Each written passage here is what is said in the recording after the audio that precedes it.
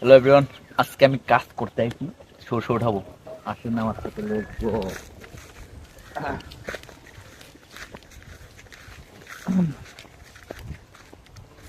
এই সরষের একটা ভিউ আসছিল কিন্তু দিই না, দিলাম। তো গাইস আজকে একদম চলে আসছি সরষে তোলার জন্য। কোনতে উঠবো? হ্যাঁ, এনতে নিনি পাকনাগুলো নিয়ে উড়েতাম সব সব দিনই। অতঃপর আমি একেবারে কাজে লেগে গেছি। দেখেন ভাই, আসলে আস্তে আস্তে মানে এক কানি থেকে আস্তে আস্তে ফ্রাক করে অনেকগুলা উঠাবো, তারপরে দিয়ে তো ভিতর দিকে যাওয়া যাবে। তার জন্য দেখেন আস্তে আস্তে এক কানি থেকে উঠাইতেছি। আসলে ভাই সরষে আমি কখনো তুলি নেই, তো আজকে আমি নিজে এই খেতটা করছি এবং এখানে এটা করছে। তার জন্য এটা মানে সরষেগুলো পাকার পরে এখন তুলতেছি। আসলে ভাই নিজের কাছেও ভালো লাগতেছে। দুপুরে খাওয়ার পরে চলে আসছি অলরেডি, মানে আমি সরষে উঠাবো। তো তার ফাঁকে দেখেন আসলে খুবই ভালো লাগতেছে। আমি মানে কাজ করতেছি, কাজ করে খাওয়া অনেকটা ভালো, সবার জন্যই ভালো। কষ্ট এই যে কাজ করতেছি, দুপুরবেলা খাইয়া আস্তারাপ চলে আইছি সরষে উঠানোর জন্য। গরুর খামারি যারা আছে না বুঝছো, হ্যাঁ হেরা খালি ভাই কষ্ট না করলে হয় না ভাই। এই যে পয়লা মাত্র চলে আসলাম, দুপুরটা খাইয়ে গরু খাবারটা তৈরি করে। হ্যাঁ ঠিকই তো ইয়ে করে। এটা কি ফুরানো নেবেন?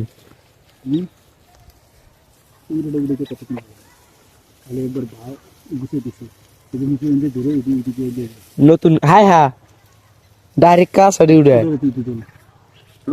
তো কাঁচা এটা কাঁচা কাঁচাগুলোর মধ্যে কোনো কিছু সাউন্ড সিস্টেম নেই। তোল না তোল, একটু ভেঙে দিয়ে দিবি।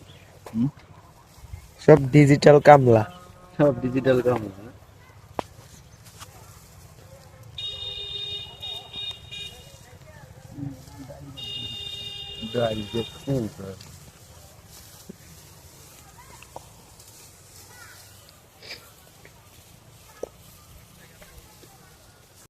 আসলে গাইস সরষা করছিলাম, কিন্তু সরষাগুলো একেবারে মানে খারাপ হয়েছে। আমার মনে হয় যে সবার সরষে অনেকটা ভালো হয়, আর আমরা ফার্স্ট টাইম করছিলাম, তার জন্য হয়তো এতটা খারাপ হয়েছে। আসলে চাষ করতে জানি না, তারপরও বাবা চাষ করছে, তা সেগুলো এখন পাকার পরে দিয়া আমাদের বলছে দুপুরে খাওয়ার পরে আমরা দুই ভাই একসাথে আইসা দেখেন উঠাইতেছি।